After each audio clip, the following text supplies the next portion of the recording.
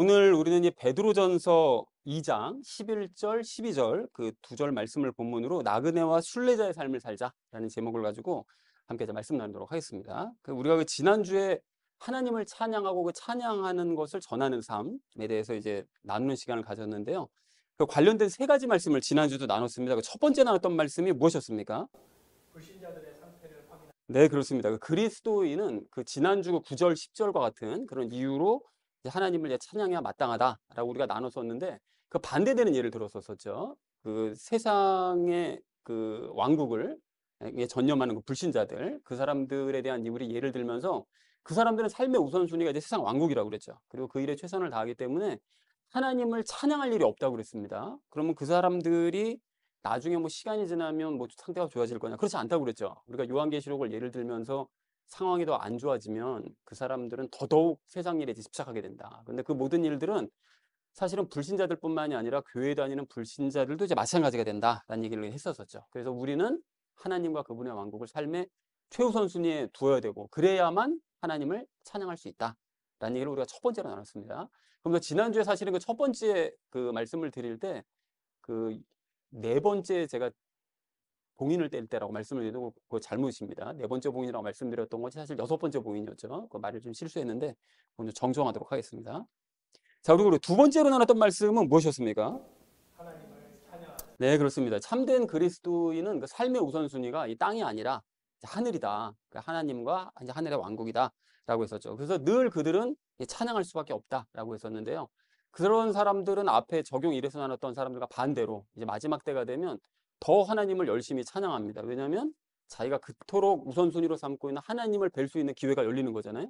그리고 하나님의 왕국을 드디어 이제 갈 수 있는 기회가 더 가까워졌기 때문에 그런 사람들은 죽을 기회가 다가오고 재앙이 다가오면 다가올수록 더 하나님을 찬양할 수밖에 이제 없게 된다.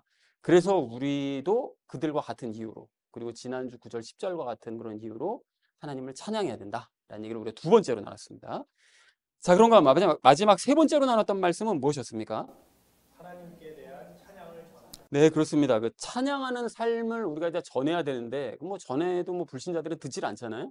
그래서 우리가 지난주에 이제 작은 그 세 가지 제목으로 그 말씀을 또 나눴었는데, 먼저 우리가 하나님께 감사하며 찬양하는 삶을 살아야 그런 삶을 전할 수가 있겠죠. 그리고 또 내가 과거 얼마나 달라졌는지를 이 사람들에게 일깨워 주어야 또 복음을 전하기가 좀 쉽다고 그랬습니다. 그리고 마지막 때에 대한 말씀을 또 자신 있게 이제 전해야 그들이 말씀대로 모든 일이 이루어져 가는구나라는 걸 이제 확인할 수 있기 때문에 우리가 그 일들을 선포해야 된다고 그랬습니다. 그래서 우리가 사실은 할 일이 많은데 그래서 우리 각자가 하나님께 감사하면서 찬양하는 삶을 살아가고 그런 우리 각자가 함께 다른 사람들에게 불신자들에게 복음을 전하는 삶을 살자라는 얘기를 세 번째로 나눴죠. 그래서 사랑하는 우리 나눔 있는 교회 성도님들 모두는 하나님과 그분의 왕국을 삶의 최우선순위에 두시기 바랍니다. 여러분 그렇게 하셔서 감사하면서 찬양하는 삶을 살아가시기 바랍니다. 그리고 그 삶을 불신자들, 주변에 있는 불신자들에게 전파하는 저 여러분 되시기를 다시 한번 주님의 이름으로 간절히 축원드립니다.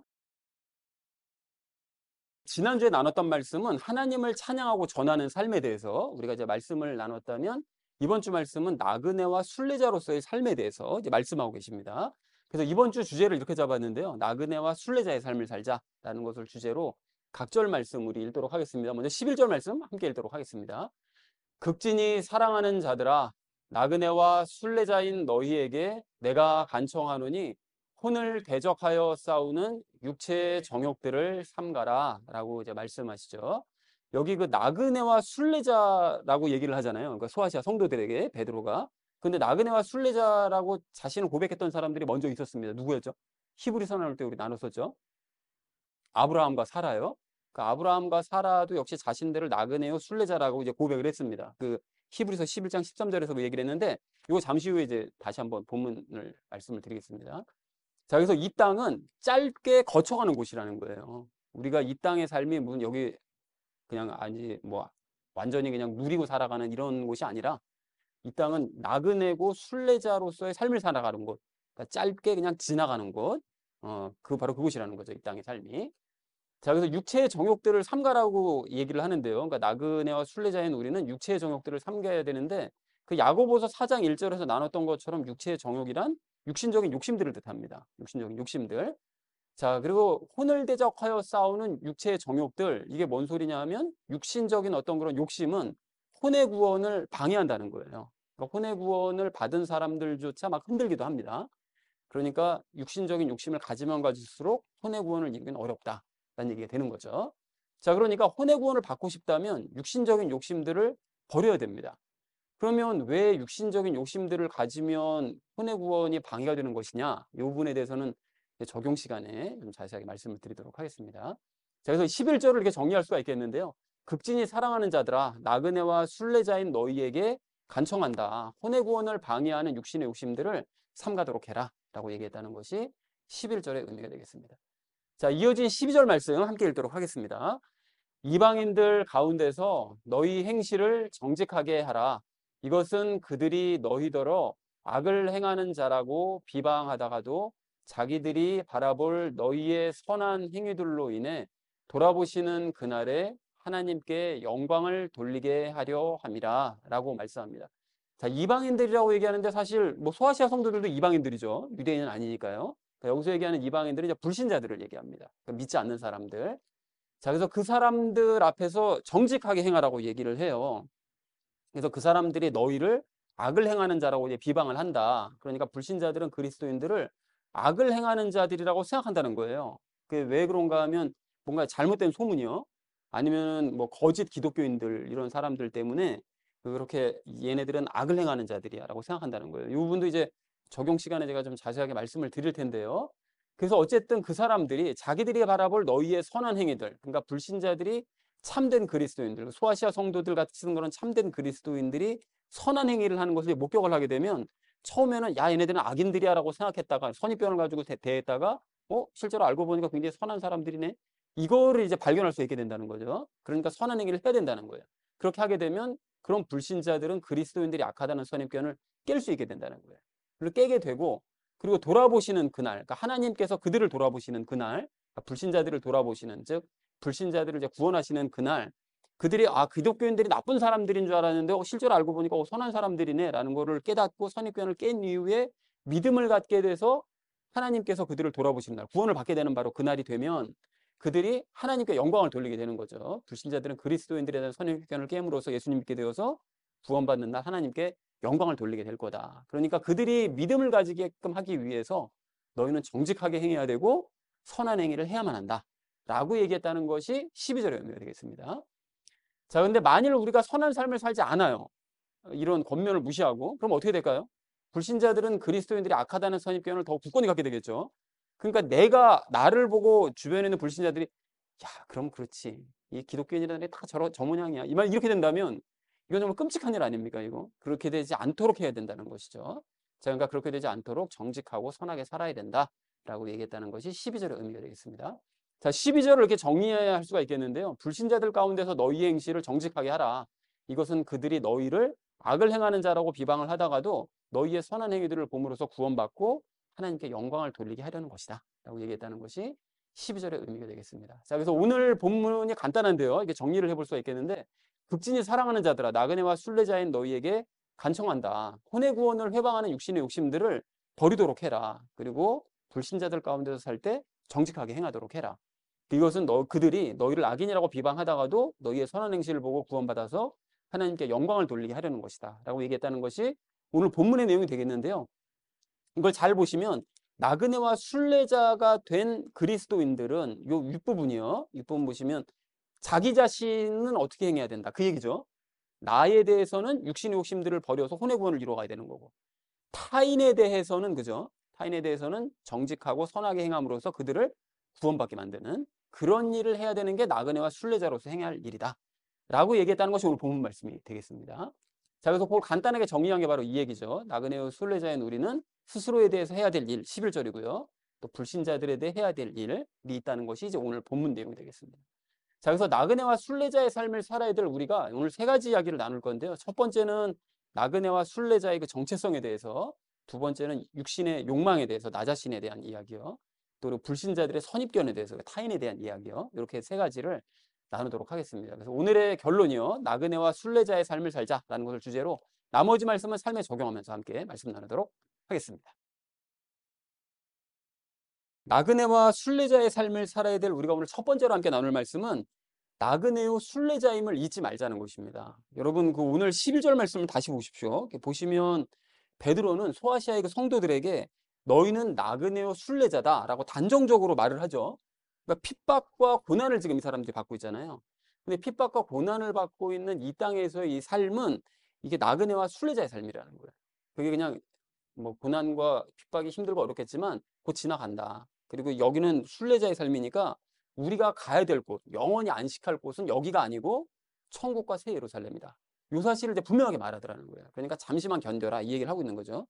근데 생각해 보면 그 믿음의 조상 아브라함도 이제 자신을 나그네요 순례자라고 고백했다고 그랬습니다. 그래서 여러분 아까 전에 인용했던 그 히브리서 11장 13절 14절 그걸 좀 제가 다시 읽어 드릴 테니까 한번 들어보십시오. 이들은 다 믿음 안에서 죽었으며 약속하신 것들을 받지 못하였으되 멀리서 그것들을 보고 확신하며 끌어안았고 또 땅에서는 자기들이 나그네요 순례자라고 고백하였으니 그런 것들을 말하는 자들은 자기들이 본향을 찾고 있음을 분명히 나타내느니라. 그러니까 아브라함과 사라도 이 땅에서의 삶을 나그네요 순례자라고 고백을 했고 근데 우리가 가야 될 곳은 천국과 새 예루살렘이다라는 것을 분명하게 알고 있었다는 거예요. 믿고 죽었다는 것이죠. 자, 그래서 이렇게 잠깐 이 땅을 거쳐가는 곳이라고 그 아브라함과 사라도 그걸 인정을 했고 그 천국과 새 예루살렘이 진짜다. 거기 삶이 이제 진짜인 거다라고 이제 그걸 깨달았다는 것입니다. 그런데 이렇게 깨달은 것은 아브라함뿐만이 아닙니다. 여러분 그 모세도 마찬가지죠. 그 모세도 우리가 히브리서 11장 24절부터 26절에 이렇게 말씀하는데 들어보시면 기억날 겁니다. 믿음으로 모세는 나이가 들었을 때에 파라오의 딸의 아들이라 불리는 것을 거절하고 잠시 죄의 쾌락들을 즐기는 것보다 오히려 하나님의 백성과 함께 고난받는 것을 택하였으며 또 그리스도의 치욕을 이집트의 보화보다 더 큰 재물로 여겼으니 이는 그가 주께서 보상으로 보답해 주시는 일에 관심을 두었기 때문이니라. 그러니까 모세는 이 땅이 아니라 하늘이 삶의 우선순위인 거예요. 그랬기 때문에 이집트 왕자로서 살면 얼마나 좋아요. 모든 걸 다 누릴 수 있잖아요. 근데 그런 삶을 거절하고 오히려 이스라엘 백성들과 함께 고난 받겠습니다. 40년 동안. 그걸 택한 거예요. 이 땅 삶이 다가 아니니까 기꺼이 이걸 택한다는 거예요. 어차피 자기는 그렇게 고생한 만큼 보상이 클 테니까. 그리고 이집트의 보화를 누리는 삶보다 광야 생활을 더 큰 재물로 여겼다고 분명하게 말씀하세요. 광야 생활에게 뭐가 재물입니까? 말도 안 되는 거지. 근데 하늘의 보물을 재물을 쌓아주는 행위잖아요. 근데 이 사람이 왜 그랬다고요? 보상으로 주실 천국과 새 예루살렘의 그 삶이 이 사람에게는 최우선순위인 거예요. 그것이 얼마나 좋은 걸 알고 있으니까 이 땅의 삶을 그냥 무시하는 거죠. 그러니까 즉 모세도 이 땅의 삶을 나그네요 그냥 순례자로서의 삶으로 거쳐 지나갈 곳이라고 생각을 했다라는 것입니다. 모세도.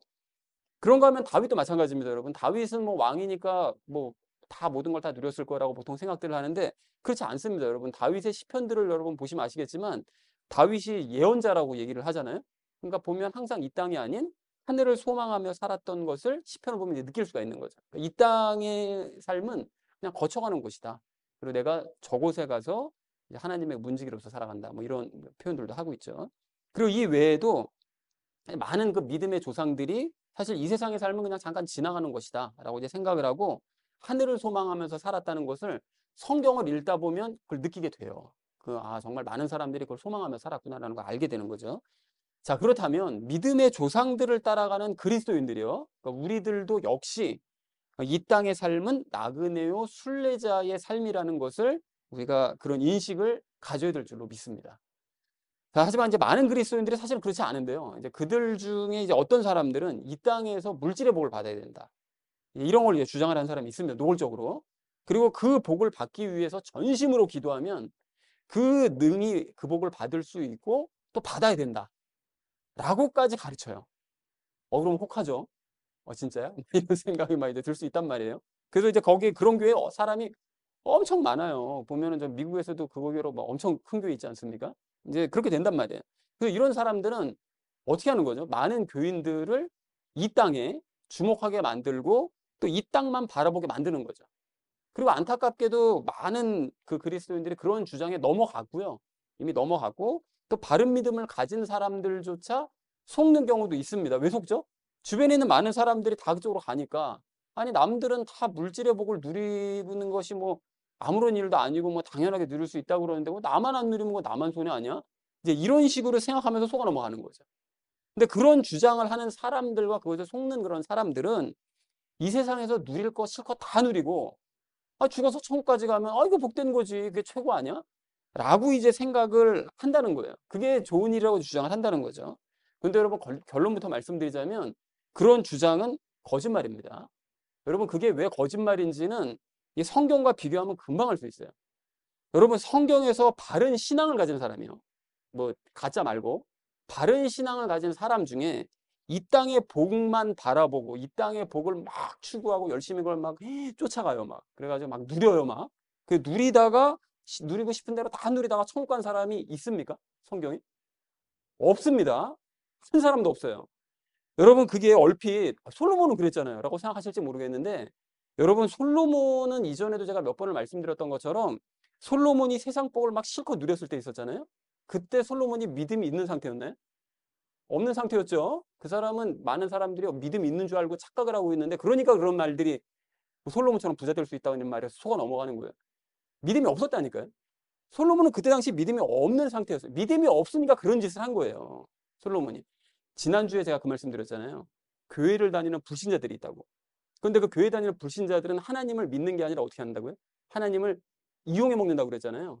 솔로몬이 딱 그런 거예요. 하나님을 믿는 게 아니라 사실은 지혜를 통해서 하나님을 이용해 먹은 겁니다. 하나님을 믿는 상태가 아니었던 거예요. 그러다가 솔로몬이 나중에 나이 들어 늙어서 회개하고 무슨 책을 씁니까? 전도서 쓰죠. 전도서를 쓸 무렵쯤에 솔로몬이 진짜로 하나님을 믿게 된 거예요. 그래서 솔로몬이 거기 쓴 글을 한번 보시면 뭐라고 되죠? 헛되고 헛되고 헛되고 헛되니 모든 것이 다 헛되다. 이렇게 얘기하잖아요.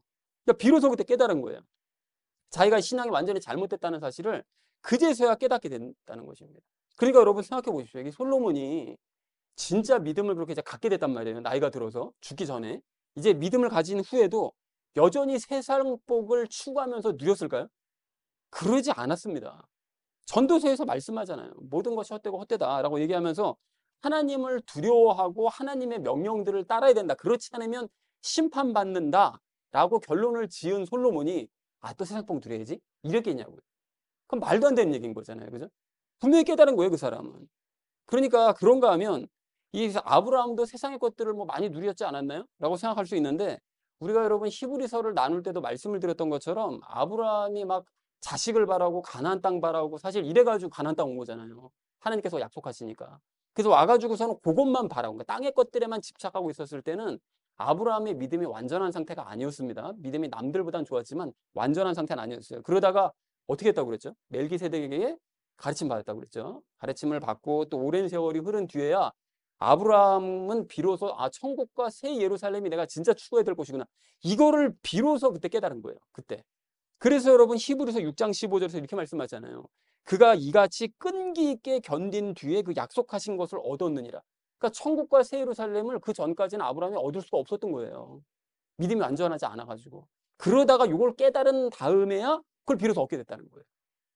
그 이전에 믿음이 완전한 상태가 아니었다는 거죠. 그러니까 아브라함은 자식과 가나안 땅이 이게 중요한 게 아니라 장차 먼 미래에 나타날 그리스도인들, 내 후손들, 그들이 중요하고 또 내가 이 땅 가나안이 아니라 천국과 새 예루살렘 가는 거 이게 중요한 것이구나라는 사실을 그때 가서 깨달았다는 거예요. 그러면 그렇게 깨달은 아브라함이 그 이후로도 그래도 난 가나안 땅을 가져야 되겠어. 그래도 나는 내 자식을 더 많이 불러야 되겠어. 이렇게 생각했을까요? 그러지 않았다는 거예요. 물론 사라 죽고 난 다음에 그들을 얻어가지고 자식을 몇 명 다 낳긴 했는데 그 낳고 난 다음에 어떻게 하죠? 자기 가지고 있는 재산을 전부 다 나눠주잖아요. 그죠? 이삭한테 왕창 주고 나머지한테는 다 선물 줘가지고 다 보내버리고 딴 나라로 보내버리고 하잖아요.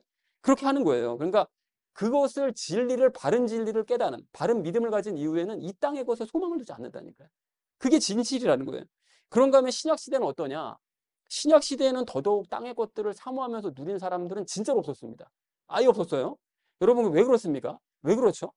참된 그리스도인 안에는 누가 계시니까요? 예수님이 계시니까요. 예수님이 계시니까 세상의 가장 큰 보물보다 더 귀한 보물이 내 안에 있다는 사실을 깨달게 된 거잖아요. 이걸 못 깨달으니까 자꾸 세상 것들을 탐하는 거거든요. 이 보물 되시는 예수님이 내 안에 들어오셨고 그래서 그분이 내가 필요한 것들을 때마다 시마다 주신다는 거 채워주신다는 걸 체험을 하고 나면 그리고 거기서 만족하고 나면 세상 것들이 눈을 돌릴 이유가 없어요. 그러니까 우리의 신약 시대 그 선배들은 땅의 것들을 그러니까 추구하거나 그것들을 누리고 싶다는 생각을 해본 적이 없습니다. 그냥 가난하게 살고 핍박받으면서 살다가 가는 거예요. 왜냐하면 예수님과 함께 있는 것만으로 난 보장이 됐으니까. 그리고 천국과 새 예루살렘 가서 누리면 되니까 이 땅은 아무 의미가 없다는 걸 알게 된 거죠. 그래서 여러분 제가 뭘 말씀드리려고 하는지 아시겠죠? 여러분 구약 시대나 신약 시대를 통틀어서 바른 믿음을 가진 사람 중에 세상 복을 추구한 사람은 없었다는 거예요. 바른 믿음을 갖기 전에는 물론 그런 걸 추구하긴 했지만 바른 믿음을 가진 이후에는 절대 그러지 않았다는 것입니다. 그러니까 바른 믿음을 가진 사람들은 하나님과 그분의 왕국이요, 즉 천국과 새 예루살렘에만 주목하고 그것에만 전념하는 삶을 살아가는 거예요. 그게 그리스도인입니다. 그러니까 다시 말해서 바른 믿음을 가진 사람 중에 지금 이 시대처럼 노골적으로, 예? 세상 복에 막 주목해라, 이 땅의 것을 추구해라, 가져라, 누려라, 막 너무 천박하잖아요. 그런 것들을 다 누리고 누리다가 죽을 때가 되면 룰루랄라 천국 가면 돼. 이렇게 가르치거나 그걸 그렇게 알고 있었던 신앙 선배들은 한 사람도 없었다는 거예요. 자, 그러니까 처음 이야기로 돌아가서 생각해보면 여러분 뭘 할 수 있는가 하면 땅의 복을 바라보고 추구하고 누려라 라고 주장하는 사람들은 뭐라고요? 다 가짜들입니다, 여러분. 거짓말쟁이들인 거예요. 다 거짓 그리스도인들입니다. 그 사람들은 하나님과 우상을 겸하여 섬겨서 하나님께 저주받고 재앙을 받았었던 구약의 그 가짜 대언자들 있잖아요. 그 사람들하고 가짜 그 백성들, 가짜 신앙인들, 그 사람들하고 똑같은 사람들이에요. 그런 사람들이 여러분, 나는 나그네요 순례자입니다라고 얘기할 수 있을까요? 못합니다, 여러분. 뭔 나그네요 순례자예요. 이 땅은 잠시 머물다 갈 곳이니까 난 언제든지 이거 다 버리고 떠나겠다. 그 사람들이 그런 생각을 할까요? 못 버리죠. 이 땅에 가지고 있는 것이 얼마나 많은데 못 버립니다. 아마 그 사람들은 예수님 안 오셨으면 하고 생각할 거예요. 왜 그렇죠? 이 땅에서 누리고 싶은 게 너무 많으니까. 그리고 지금 이 땅이 천국 같잖아요, 자기에게는. 그러니까 이런 사람들은 천국에도 못 가는 거예요. 본인도 가고 싶지 않을걸요, 아마. 왜 그렇습니까? 그 사람들에게는 이 세상이 천국이니까. 이 세상이 천국이니까 이 세상이 그렇게 사랑스러운데 눈에 보이지도 않는 그 천국이 있는지를 어떻게 알고 거기를 가고 싶겠냐고요. 그렇잖아요. 이 땅에서 누리고 싶은 대로 실컷 누리는데 보이지도 않는 그것을 사모하고 소망한다고요? 그러니까 이런 사람들이 천국 간다고 얘기하면 뭐하죠? 야, 그 아무것도 뭐 안 하는 데서 거의 재미없어서 어떻게 사냐? 뭐 이런 얘기는 하고 있는 거예요. 이 땅에서 누리고 싶은 게 너무 많으니까. 천국 가면은 하나도 재미없고, 영 공간에서 하나님과 단둘이만 떨렁 앉아가지고 뭐 하냐? 재미 하나도 없게. 그 천국을 뭐 어떤지 뭐 계시를 받아본 적도 없고 아무것도 없으니까, 지식도 없으니까 그냥 이 땅만 좋아 보이는 거죠. 그리고 하나님께서도 천국이 아닌 세상을 사랑하는 그런 사람들이요, 아브라함과는 전혀 닮지 않은 그런 사람들이요, 그런 사람들을 천국으로 부르고 싶지도 않으시겠죠. 그런 사람을 뭐 하려 부르시겠어요? 자, 그러므로 여러분 더 이상 속지 마시기 바랍니다. 이 세상 복을 열심히 추구하고 누려도 천국 갈 수 있다, 이런 주장은 사탄의 주장이에요. 거짓말입니다. 말도 안 되는 얘기인 거예요. 우리는 이 시대에 그런 거짓 주장을 하는 그런 사람들의 말을 듣지 말고 오직 성경의 말씀에만 귀를 기울여야 될 줄로 믿습니다. 아브라함과 모세와 다윗과 베드로와 소아시아 성도들이요, 이런 성도들을 비롯한 신앙의 선배들이 모두 다 그랬던 것처럼 우리는 나그네요 순례자임을 잊지 말자는 거예요. 여러분 이 사실을 잊지 않잖아요. 그러면 세상 삶을 살아갈 때 정말 마음에 많은 갈등과 괴로움이 확 줄어드는 거 알 수 있습니다. 여러분 경제적으로 쪼달리세요? 나그네요 순례자예요. 원래 나그네는 원래 그런 거예요. 순례자가 어디 돈 펑펑 쓰면서 다니는 순례자 있어요? 원래 그런 거예요. 그런 생각을 하고 나면 괴로움이 확 줄어들어요. 인생도 여러분 단순해질 수 있습니다. 그리고 나 개인이 뭘 하며 살아야 될지, 내가 교회를 위해서 무엇을 해야 될지, 하나님의 왕국을 위해서 무엇을 해야 될지, 내가 나그네요 순례자라는 그 정체성을 잃지 않으면 그걸 분명하게 눈에 보인다는 거죠. 사랑하는 우리 나눔 있는 교회 성도님들 모두는 지금 이 시간이 인생의 전환점이 되시기를 축복합니다. 혹시나 이제까지 거짓 가르침에 속아서 그래도 세상에서 뭔가 전념하고 뭔가 세상 복을 갈구하면 뭔가를 많이 받고 막 누릴 수 있지 않을까? 여러분 이런 혹시 거짓말에 속으셨다면 그런 거짓말과 고정관념에서 이제 벗어나셔서 나그네와 순례자임을 여러분 자각하시고 천국과 새 예루살렘을 함께 바라보는 저 여러분 되시기를 주님의 이름으로 간절히 축원드립니다. 나그네와 순례자의 삶을 살아야 될 우리가 오늘 두 번째로 나눌 말씀은 육체의 정욕들을 버리자는 것입니다. 여러분 오늘 그 11절 하반절 말씀을 잘 보십시오. 여기 보시면 육체의 정욕들은 혼을 대적하여 싸운다 이렇게 돼 있잖아요. 육체의 정욕들은 혼을 대적하여 싸운다. 이걸 다시 풀어서 좀 쉽게 말씀드리면 육체의 욕망들은 혼의 구원을 이루지 못하도록 방해한다 이런 뜻이죠. 아까 전에 말씀드렸던 것처럼. 그러면 육체의 정욕, 즉 육체의 욕망들은 왜 혼의 구원을 방해한다는 거냐, 그걸 가지면 왜 혼의 구원이 방해된다는 거냐, 여러분, 육체의 욕심에 이끌린다는 건 다른 얘기로 하면 육체 안에 있는 죄에 이끌린다는 얘기잖아요. 그죠? 그러다 보니까 자꾸 욕망에 자꾸 이끌리게 되는 거잖아요. 그러면 죄에 이끌린다는 얘기는 다른 말로 하면 불신에 이끌리는 거죠. 그러니까 즉 믿음과 반대되는 행동을 자꾸 하게 된다는 거예요. 그쪽으로 자꾸 이끌리게 된다는 거예요. 근데 우리가 적용을 해서 뭐라고 그랬었죠? 믿음의 그 조상들, 즉 믿음을 가진 그리스도인들, 이런 사람들은 이 땅이 아닌 천국과 새 예루살렘을 우선순위에 두고 그것만 바라보면서 살아가는 게 믿음을 따라가는 사람들의 행동의 모습이잖아요. 그죠? 그리고 그 반대, 땅의 것들에만 주목하고 땅의 삶에만 열심을 누리려고 하는 이런 사람들은 그 반대로 그 죄를 따라가는 그런 삶이 되겠죠. 믿음과 반대되는 불신을 따라가는 삶이 되는 것이겠죠. 자, 그러니까 불신에 이끌리는 삶, 죄에 이끌리는 삶, 욕망을 따라가는 삶, 이런 삶이 바로 적용 1에서를 예를 들자면 땅의 것들만 주목하고 쫓아가는 사람들, 이 사람들이 그런 모습이라는 거예요. 근데 이런 사람들의 모습은 예수님의 삶과는 반대인 거잖아요. 그죠? 그러니까 예수님을 닮지 않은 모습인 거죠. 그리고 예수님과 닮지 않았다는 것은 다른 말로 얘기하면 혼의 구원을 이루지 못한 상태라는 뜻인 거잖아요. 자, 그러니까 여기까지 정리를 쭉 해보자면 결론적으로 무슨 얘기냐?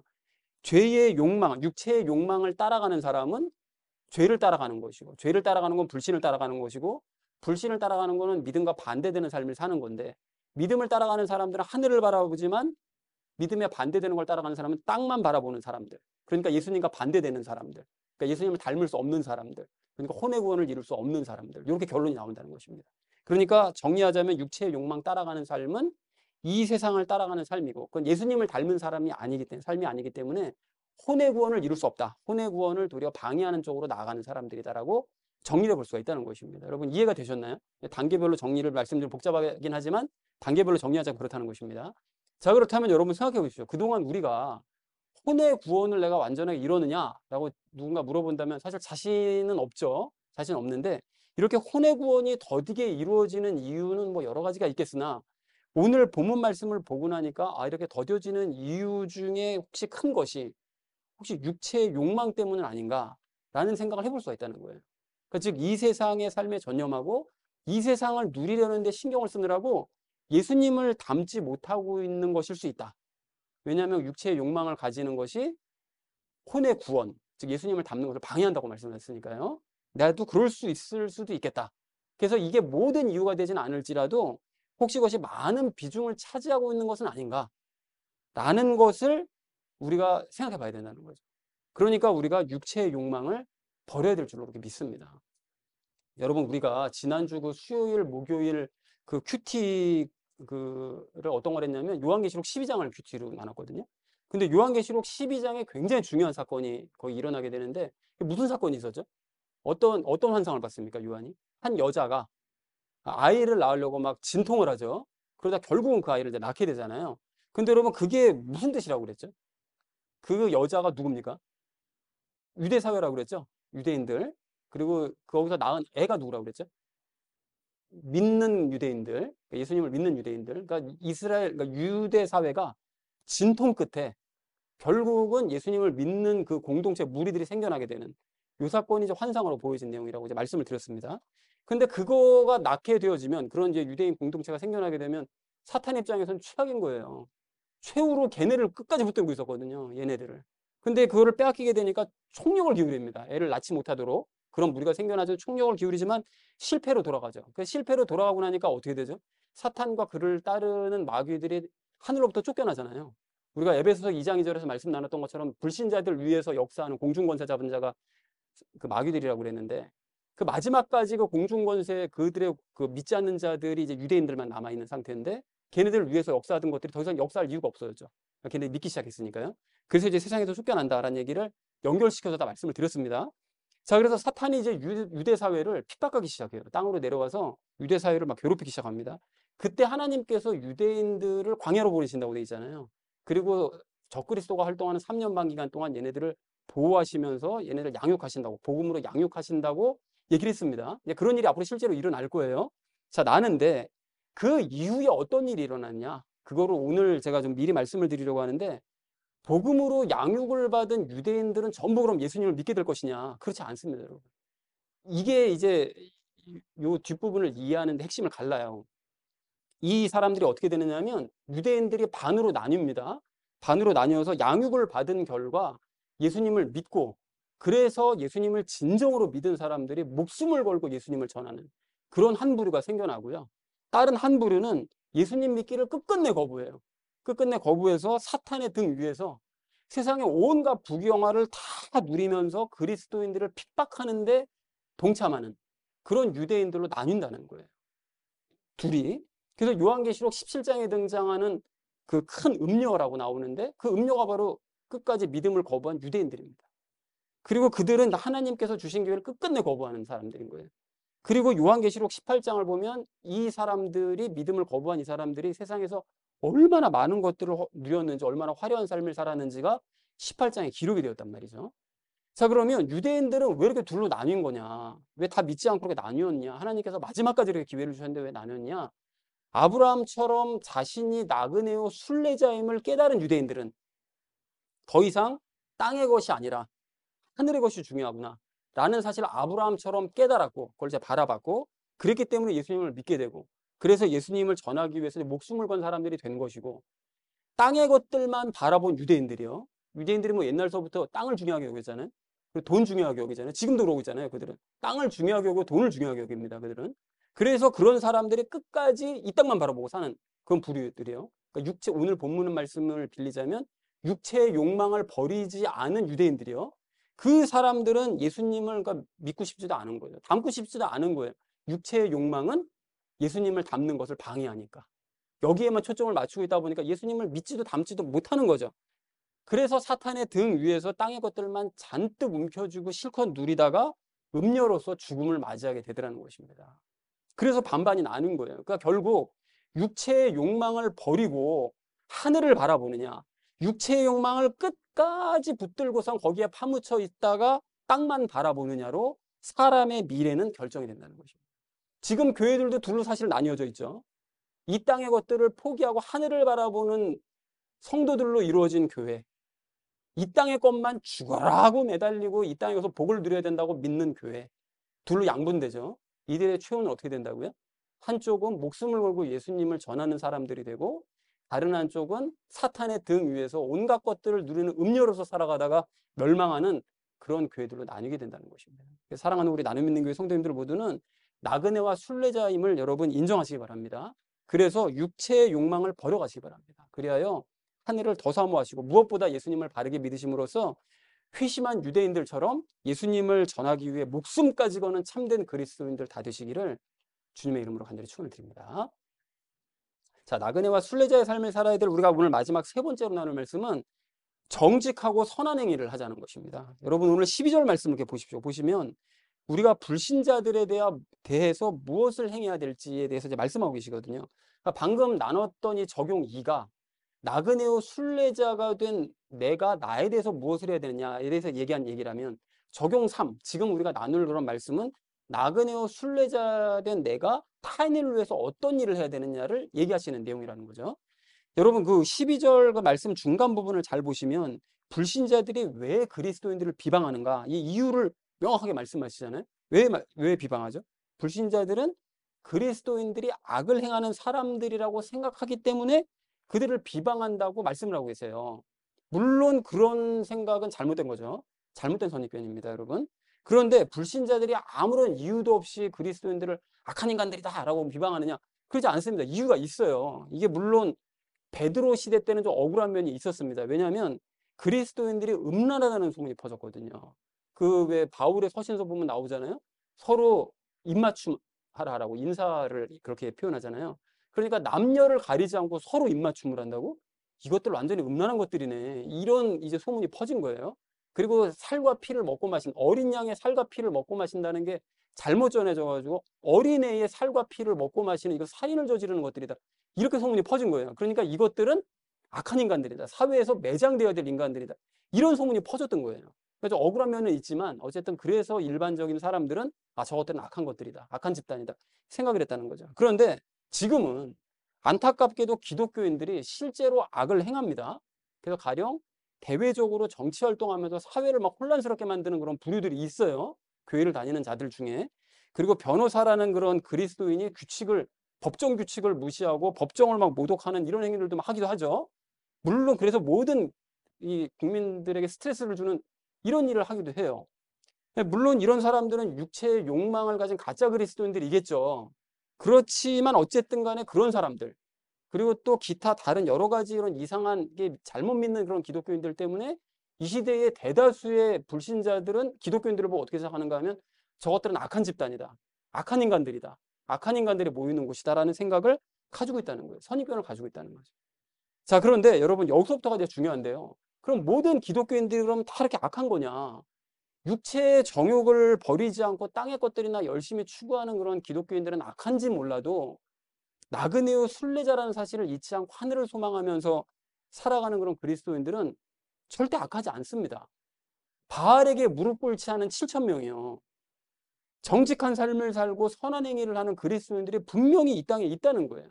그렇다면 이러한 사실을 알고만 있을 것이 아니라 어떻게 됩니까?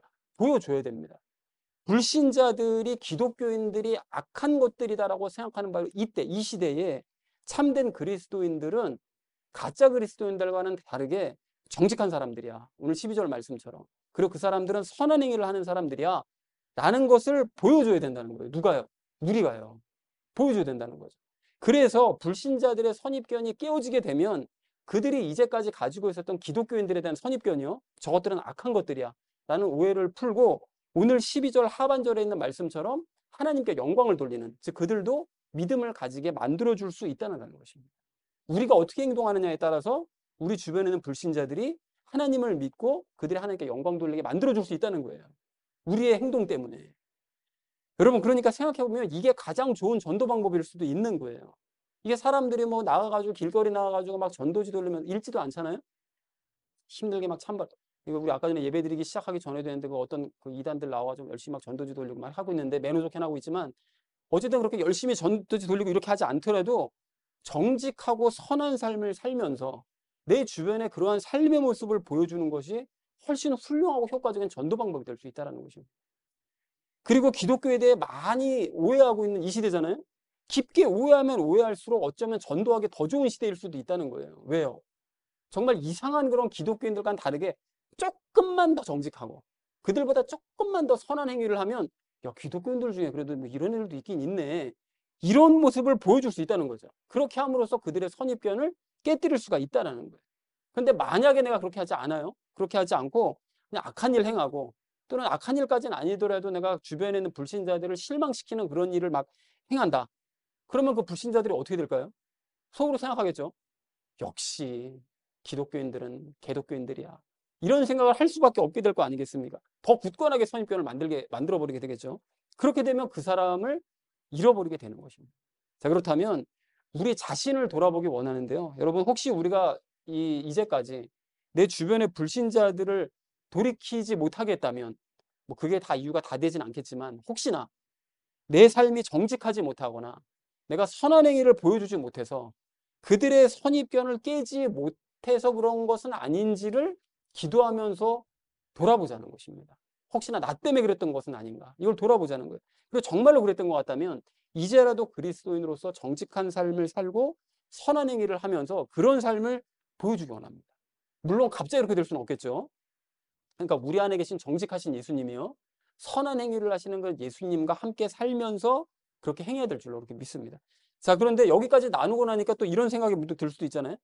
아니, 나 하나도 지금 감당하기 힘든 삶인데 내가 누구를 신경 쓰며 살아가냐. 내 주변은 내가 어떻게 신경을 쓰겠냐. 이런 생각을 하실 수 있는데요, 여러분. 우리가 왜 주변 사람을 신경 써야 되는가 하면 지난주에 말씀 나눴죠. 우리가 누구라고요? 제사장이니까 그래요. 그리고 또 오늘 말씀하시잖아요. 우리는 또 제사장이자 동시에 뭐라고요? 나그네요 순례자라잖아요.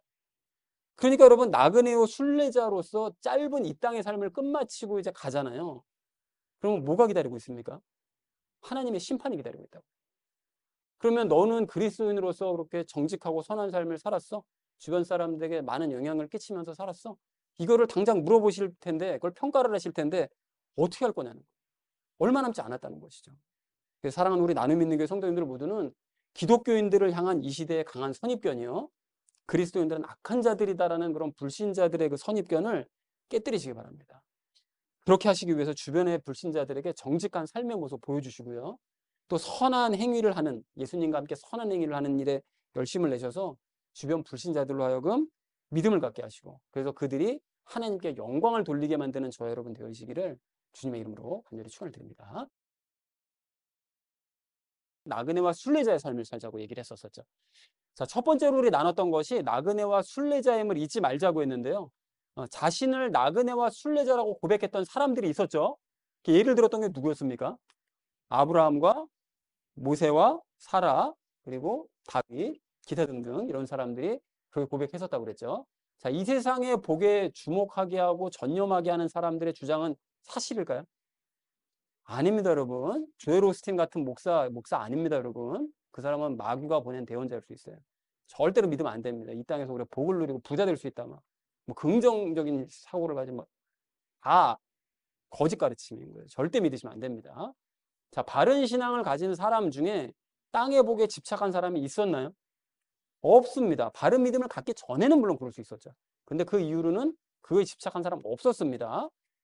자, 그래서 그리스도인들이 땅의 복에 집착하지 말아야 될 이유가 뭘까요? 우리는 그럴 필요가 없습니다. 왜요? 우리 안에 예수님이 계시니까요. 그러니까 땅의 복에 집착할 이유가 없어요. 필요한 걸 그때마다 주시는 용돈 다 주시는데 왜 우리가 따로 뭐를 챙기려고 그렇게 애쓰고 노력을 해야 되느냐는 거예요. 자, 그리고 성경을 검토한 결과 땅의 복에 집착하게 하는 사람들의 정체는 뭘까요? 이 사람들 뭡니까? 가짜죠. 거짓 그리스도인들입니다. 이거 진짜가 아닙니다, 이 사람들. 자, 그들은 스스로를 나그네요 순례자라고 생각을 할까요? 아닙니다. 그렇게 할 수가 없어요. 이 땅에 지금 쥐고 있는 게 많은데 자기가 나그네라고 생각해요? 이 땅에서 어떻게 하면 더 안착하고 내가 100세까지, 120세까지, 내가 150세까지 살아가지고 이 많은 걸 누리다 가리라. 이런 생각을 할 수밖에 없다는 거죠. 나그네라고 생각하지 않습니다. 세상 복에 집착하게 하는 거짓 가르침을 버리고 나그네와 순례자임을 자각한 후 천국과 새 예루살렘 바라보며 살아가는 우리가 되기를 소망합니다. 자, 우리 두 번째 나눴던 말씀이 육체의 정욕들을 버리자고 그랬죠. 여러분, 육체의 욕망에 이끌리는 것은 무엇에 이끌리기 때문이라고요? 죄에 이끌리기 때문입니다. 자, 그러면 죄에 이끌리는 것은 불신에 이끌리는 거잖아요. 그죠? 그러면 불신에 이끌린다는 것은 이것과 반대되는 삶을 사는 걸 뜻하죠. 이게 뭘까요? 불신과 반대인 믿음과 반대되는 삶을 살아가는 거죠. 자, 그러면 믿음과 반대되는 삶을 사는 것은 이것에 주목하는 삶을 뜻한다고 그랬어요. 믿음에 주목하는 사람은 어디에 주목한다고요? 하늘을 주목하죠. 그럼 믿음과 반대되는 삶을 사람들은 어디에 주목한다고요? 땅의 삶에 주목하는 거죠. 그렇게 반대되는 삶을 사는 거죠. 자, 그래서 땅에 주목하는 삶은 이분의 삶과 반대되는 삶인 거죠. 이분이 누구라고요? 예수님이시죠. 예수님과 반대되는 삶인 거예요. 예수님을 닮는 삶이 아니라는 것이죠. 자, 그래서 단계별로 이렇게 나눠보니까 결론적으로 육체의 욕망에 이끌리는 삶은 예수님을 닮는 삶이 아닌 거예요. 죄에 이끌리고 믿음과 반대되고 땅에 이끌리고. 그러니까 예수님과 반대되는 거죠. 그러니까 육체의 욕망에 이끌리면 결국 이걸 이룰 수 없다고 얘기한 거예요. 이게 뭐라고요? 그렇죠. 혼의 구원을 이룰 수가 없는 것이다. 라고 그래서 얘기한 것입니다. 그게 방해된다고 얘기를 한 것입니다. 자, 그래서 유대인들이 두 부류로 나뉘게 된 이유가 무엇이라고요? 한 부류는 어디를 바라봤기 때문에? 하늘을 바라봤기 때문에. 그래서 예수님을 믿게 되고 그래서 이제 구원을 받은 것이고, 다른 한 부류는 어디를 바라봤다고요? 끝까지 땅만 바라본 거예요. 그러니까 복음을 거부하죠. 그러니까 복음을 받을 이유가 없어요. 이 땅에서 누릴 게 너무 많은데 지금 이스라엘이 지금보다 훨씬 더 강대국이 될 것입니다. 말도 못하는 강대국이 될 거예요. 요한계시록에 의하면. 이제 그렇게 되면 땅의 것들을 실컷 누리고 싶은 거죠. 가뜩이나 돈 좋아하고 땅 좋아하는 사람들인데. 그러니까 절대로 그 사람들은 변화되지 않습니다. 자, 그래서 나그네요 순례자임을 인정하여 땅의 것에 집착하는 마음을 버리고 하늘을 사모하면서 예수님을 닮아가자라는 것이 우리 두 번째로 나눴던 말씀이었습니다. 마지막 세 번째로 나눴던 것이 정직하고 선한 행위를 하자고 얘기했죠. 불신자들은 기본적으로 그리스도인들을 어떻게 평가한다고요? 악하다고 평가한다고 했습니다. 악하다고. 어찌됐든 이유가 어찌됐든. 그리스도인들은 그럼 모두 악할까요? 그렇지 않습니다. 그렇지 않은 반반이 나뉘는 거예요. 그리스도인들도 숫자는 좀 다수 차이가 있더라도 반반으로 나뉩니다. 그리스도인에 대해 오해하는 불신자들의 선입견을 깨려면 우리가 어떤 삶을 살아야 된다고 했죠? 선한 행실 또 정직한 삶, 그 두 가지 그것이 이제 중요하다고 그랬습니다. 그래야 선입견을 깰 수 있다고 그랬어요. 그리스도인에 대한 선입견을 깬 불신자들은 그 사람들은 그 선입견을 깨게 되면 어떻게 변화된다고요?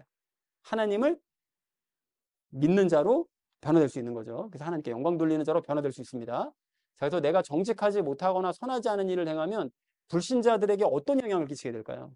주변에 불신자들이 자기가 가지고 있는 선입견을 더 굳건하게 갖게 되겠죠. 아, 기독교인들은 역시 어쩔 수가 없어. 쟤네들은 악한 것들이야, 저것들은. 이런 선입견을 더 굳게 가지게 되겠죠. 그렇게 되지 않도록 막아야 됩니다. 나에게 달린 거예요. 나에게. 우리 주변에 있는 불신자들은. 그래서 우리가 불신자들에게 이렇게 신경을 써야 되는 이유가 뭐라고요? 우리는 일단 무엇이다? 제사장이다. 그리고 우리는 또 하나 나그네요 순례자다. 그러니까 이 땅의 삶을 꼭 우리는 끝마쳐야 될 사람들이기 때문에 가기 전까지 주변 사람들을 신경 써야 된다. 예수님을 만나야 되니까요. 라고 했습니다. 자, 그래서 정직하고 선한 삶의 모습으로 불신자들의 선입견을 깨뜨리고 믿음을 갖게 해서 하나님께 영광을 돌리는 우리가 되자라는 것을 마지막 세 번째로 우리 나누는 시간이 됐습니다. 자, 그래서 사랑하는 우리 나눔 있는 교회 성도님들 모두는 나그네요 순례자임을 여러분 잊지 마시기 바랍니다. 그래서 육체의 정욕들도 버리시기 바랍니다. 그리고 우리 주변의 사람들 앞에서 정직하고 선한 삶을 사셔서 그들도 변화시키는 저 여러분 되시기를 주님의 이름으로 간절히 축원드립니다.